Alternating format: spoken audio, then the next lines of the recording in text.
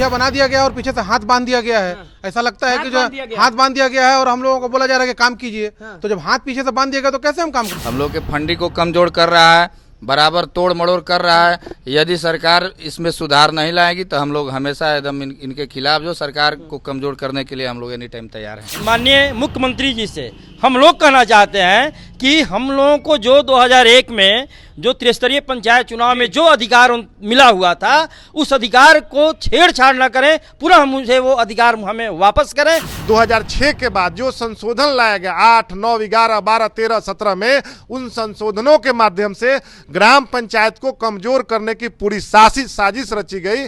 नमस्कार, मैं हूं अनुकुल तिवारी और आप लाइव सिटीज देख रहे हैं। देखिए, आप सभी जानते हैं कि सदन शुरू है, लगातार सदन में आवाज भी उठ रहे हैं, लेकिन फिर से बड़ी बैठक शुरू हो गई है। सारे मुखिया जो हैं एकजुट हो गए हैं, रोड पर उतरने वाले हैं। या नीतीश कुमार ने कहा था कि अंड बंड नहीं बोलना है, चुप रहना है, तो चुप ही रहिएगा कि रोड पर उतरने का प्लान है?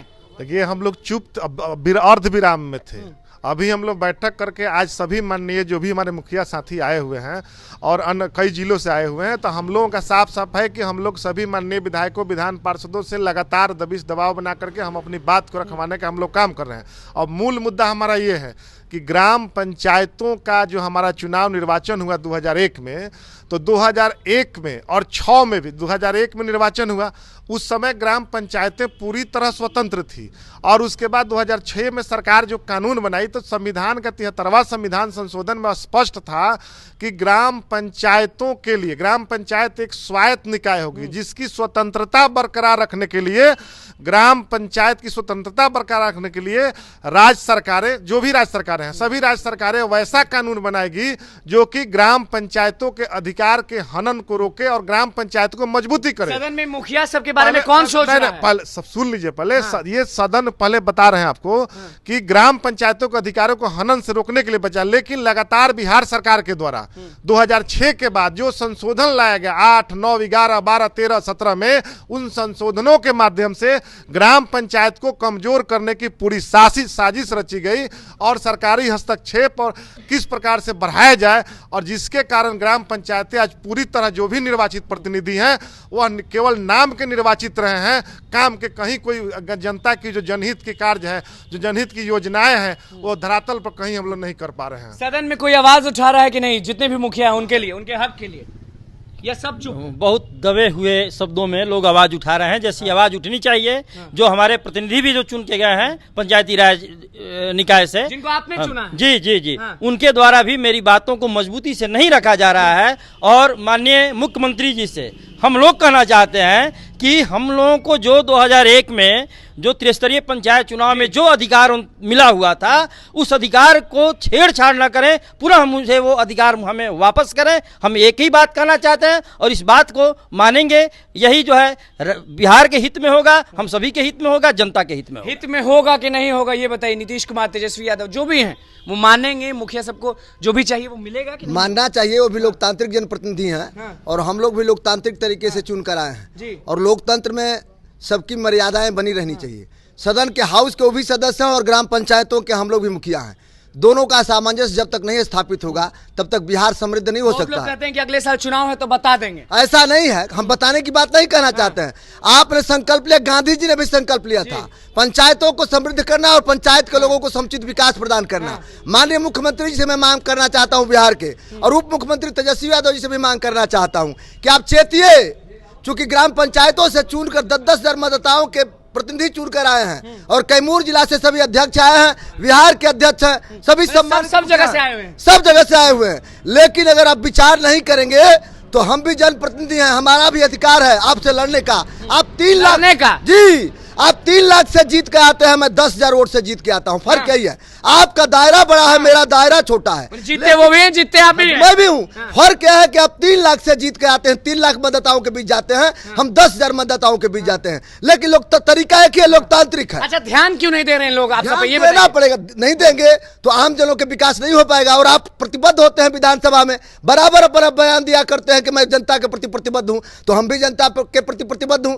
आप चेतिए, ग्राम पंचायतों के समृद्ध करने के लिए, गरीबों को आगे बढ़ाने के लिए और और जो अधिकार है 2006 का ग्राम पंचायतों का, उसे वापस कीजिए, कटौती नहीं कीजिए। आप अपने अधिकारों में कटौती नहीं करते, लेकिन छोटे जनप्रतिनिधियों के अधिकारों में कटौती करने की कोशिश करते हैं। यह न्याय संगत नहीं है। संपूर्ण बिहार के जो मुखिया हैं कहीं न कहीं जीत कर आते हैं और अपने विचारों को भी रखते हैं, जनता के बीच जाते रहते हैं, लेकिन जनता भी सवाल खड़ा करती है हमसे कि कहाँ डेवलपमेंट गया, हमारी राशि में कटौती कहाँ है, हमारा राशि कटौती कर देते हैं और हमारे अधिकारों को भी कटौती कर देते हैं। कहाँ से आए ये बताइए?